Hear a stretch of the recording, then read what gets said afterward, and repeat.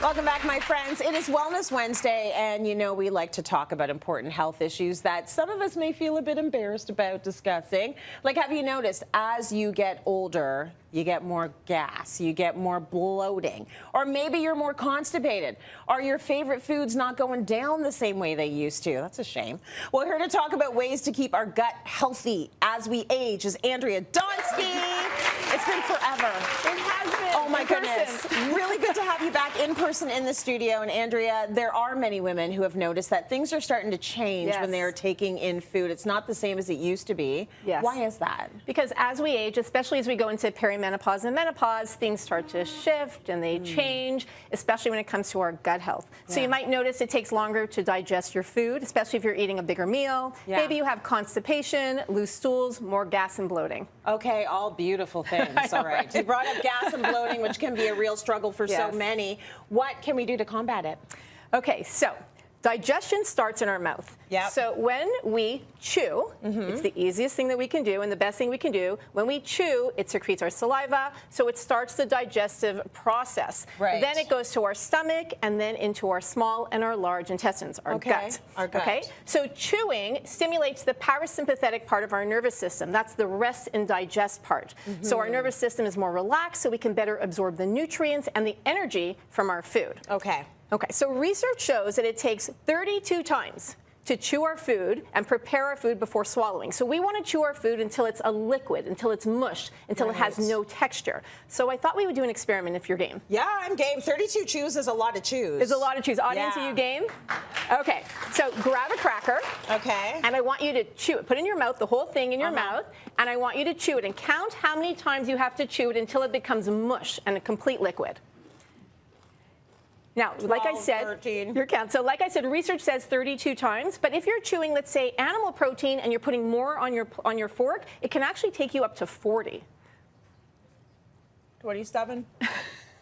28. 28 chews. Yeah. I couldn't do any more. See, but it's hard, right? It's hard. I could have gone up to 32 probably, and it would have like really gone down. And I think most of us are eating like a Hoover. Like that's how I eat. It's always like on the go and on the run. Exactly. We have to stop that. We have to stop. So what it does, so chewing, what it does is it makes us slow down. So that we're not gulping our food, which most of us are doing, but also we enjoy our food more. Right?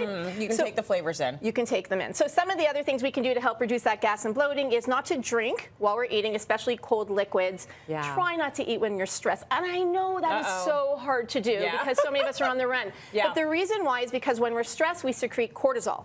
Cortisol can stop the production of our digestive enzymes, our digestive juices, by like over 80%. So we really, even if it means taking a deep breath before you eat, do that.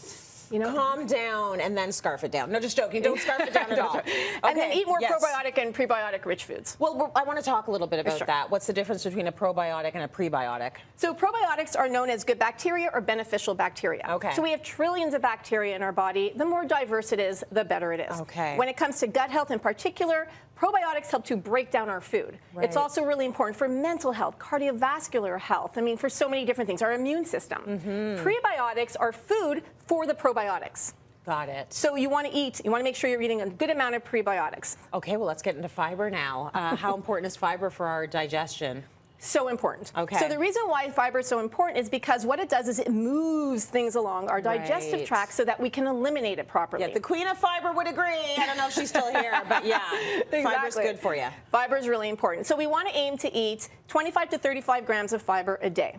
You want to make sure that you are going to the bathroom at least once a day. And many of us are not doing that. So at least once a day, if not more. It's a bad day if it doesn't happen at least once. So you want to make sure you're going to the bathroom. Really important for the elimination. Okay, let's get into oils now. So you have a whole bunch of them here. Which are the good ones that are going to help us out? So a lot of us may not think, wait, oils, digestive health, what's the connection? So we can either eat oils that reduce inflammation in our body and our gut, or we can eat oils that increase them. So we really want to go for the oils that reduce them. So olive oil, avocado oil, coconut oil, amazing. And they have other health benefits as well. The oils that create inflammation, they're called pro-inflammatory, would be seed oils. Examples would be canola, corn, cottonseed, sunflower, soy, and safflower, as well as grapeseed oil. Got it. So what they do is you create this chemical imbalance in our body, which creates oxidative stress, and which in turn creates inflammation. Okay, good to know. And I did not know, though, that those oils were actually bad for your inflammation. So you love to start your day with a gut-healthy smoothie. I do. And you put a lot of good stuff in there. Why don't you share the recipe with us? Absolutely. So let's see if my gut agrees. Go ahead. What do we got? Exactly. All right. So I like to start. So the reason I like to start off with a gut healthy smoothie is, number one, it's great for hydration. Right. So we want to make sure we're drinking at least half our weight in ounces every day. Super important. Okay. The other reason is I can put so much stuff in it. Yeah. Right? You gotta. This is like packed with nutrients. All right. So I start off with a non-dairy. I like a cashew milk. Oat? Oh, you do. I do cashew. I like coconut. That It's is a little bit big more glass. creamy.